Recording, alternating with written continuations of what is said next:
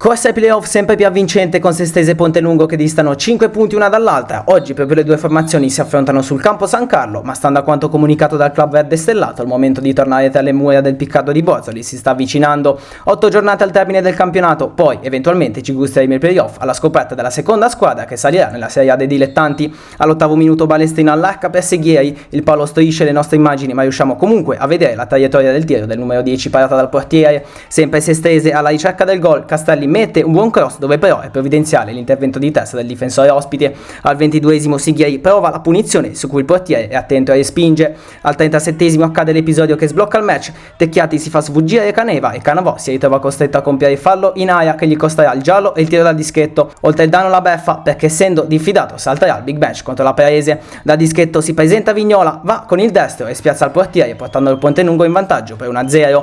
Dopo pochi minuti vediamo una timida reazione della Sestese con Camera che calcia ben oltre lo specchio della porta.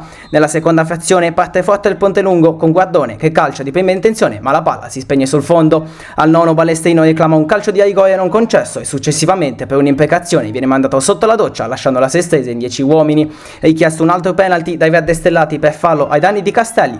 Vediamo le immagini a rallenti in maniera da valutare la decisione del signor Savino di Genova. Doppia chance per il Pontelungo di allungare le distanze, prima su calcio d'angolo, poi la più ghiotta con Guardone che si fa ipnotizzare da Cannavò, il quale tiene a galla i suoi. Al 69° la punizione di Sighieri arriva precisa sulla testa di Tecchiati che non perdona l'estremo difensore e di testa sigla il gol che rimette in equilibrio la partita.